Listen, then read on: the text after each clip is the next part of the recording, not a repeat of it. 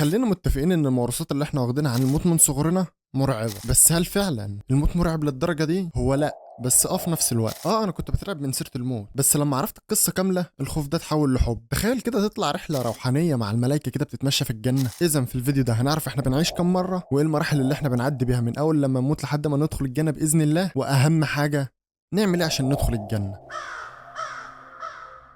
حياة الإنسان متقسمة لثلاث مراحل: الحياة الدنيا وحياة البرزخ وحياة الخلود. بكل بساطة الحياة الدنيا هي الامتحان اللي انت فيه دلوقتي، ولو عشت 1000 سنة فمدة الامتحان دي ما تجيش 1/1,000,000,000 من الحياة الكاملة. المرحلة التانية حياة البرزخ، عالم الأموات، والمعروف عنها إن الإنسان ما بيحسش بالزمن فيها خالص وبتعدي بسرعة جدا. ثالث مرحلة ودي حياة الخلود، يا إما في الجنة يا إما في النار.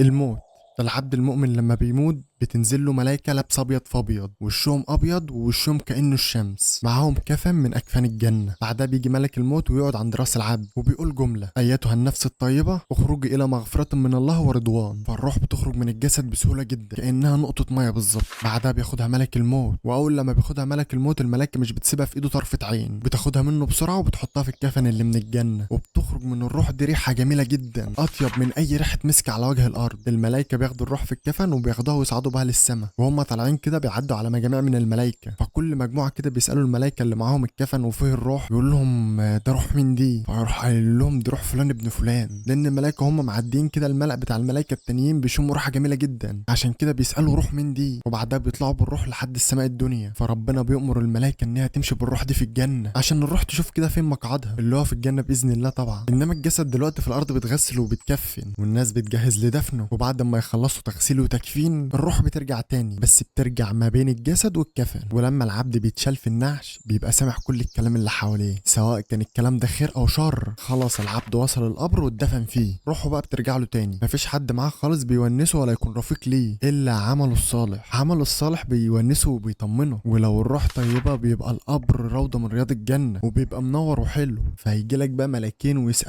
هيسالوك عن 3 حاجات: هيسالوك عن الرب والدين وعن الرسول محمد صلى الله عليه وسلم. وطبعا باذن الله هتجاوب على الاسئله دي بتوفيق من ربنا، وطبعا مش عايز اقولك لو ما جاوبتش ايه اللي هيحصل فيه. المهم باذن الله جاوبت صح هتطمن على مكانك في الجنه، وبعدها هتبقى في عالم الاموات اللي هو عالم البرزخ ومش هتحس فيه بالزمن خالص، وبعدها هتلاقي نفسك بعثت من جديد، بعثت عشان يوم الحساب. ان شاء الله هنعمل فيديو عن يوم القيامه لوحده، وبعد ما يخلص يوم الحساب تدخل الجنه. طبعا الجنه فيها ما لا عين رأت ولا أذن سمعت ولا خطر على قلب بشر، ده لو كانت الروح طيبة. إنما لو كانت الروح خبيثة أول حاجة هيشوفها ملائكة العذاب، شكلهم مرعب، لابسين اسود في اسود وشوشهم سودا، ماسكين كفن من النار. ويجي ملك الموت ويسحب الروح ويقول لها: اخرجي أيتها الروح الخبيثة، اخرجي إلى سخط وغضب من الله. من الخوف الروح مش بتعوز تطلع وهتفضل تهرب في الجسم، بس في النهاية هتخرج، بس هتخرج متقطعة. والرسول صلى الله عليه وسلم شبه خروج الروح الخبيثة بانتزاع الشوك من الصوف المبلول. الروح طلعت متقطعة تتحط في كفن من النار، وطبعا بتخرج منها ريحة وحشة قوي، ومش هتشوف راحة لحد يوم البعث، مش هتشوف راحة تاني خالص اصلا. عذاب في القبر وعذاب في البرزخ وفي النهاية في النار، عذاب ابدي الا لو ربنا اراد للروح دي الرحمة. انا عارف ان انت شايف الموضوع مرعب وبتقول انا مش عارف ان انا هبقى في انه طريق، بس بكل بساطة ربنا قالك انا عند ظن عبدي بيه، فخليك متأكد مهما كان ذنبك كبير وتوبت فربنا هيغفر لك. لو انت عندك واحد صاحبك معاه فلوس كتير قوي، مليونير لا ملياردير ومحترم جدا وكريم بطريقة رهيبة، وانت طلبت منه بس 5 جنيه، اكيد طبعا هيديها لك. تخيل ده عبد من عباد الله، فما بالك برب العباد كريم جدا. فلما تروح لربنا وتقول له: يا رب انا غلطت في 1 و2 و3 ويا رب اتوب اليك واغفر لي، هيغفر لك، بس انت روح بس وتوب. الموضوع بسيط جدا. على سبيل المثال انت حتى لو عشت 1000 سنة والبعث كمان 10,000 سنة، وبعدها يا إما الخلود في الجنة أو الخلود في النار، فالحياة الدنيا اللي احنا عايشينها دلوقتي ما تجيش نقطة في بحر من الحياة الكاملة. فهل مستاهلة إن أنت تعيش عذاب في القبر وعذاب في البرزخ وعذاب في النار عشان الكام سنة بس اللي انت عايشهم هنا؟ انا كنت دايما بقول اخرها متر في متر، بس في الحقيقة دي طلعت البداية مش النهاية. عاوز تدخل الجنة؟ الموضوع سهل جدا.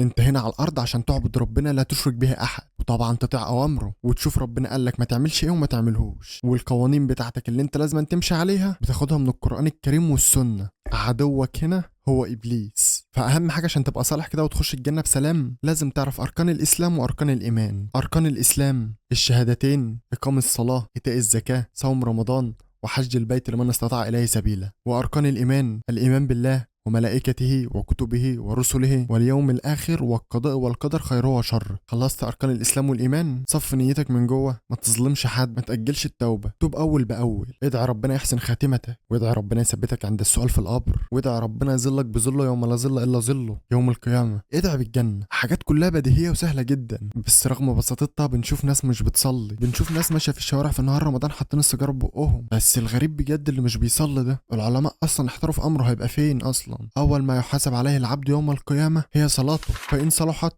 صلح سائر العمل، وإن فسدت فسد سائر العمل. فربنا يثبتنا وربنا يكتب لنا الجنة كلنا إن شاء الله. I got what grand in my diamond, yeah, bust. $250,000 in my go yard though. I win the game, so you still got to show. One with the drip and just learn how to hustle. Look at your bitch through these DR by folks. Cause I get me some head, she been that shit over.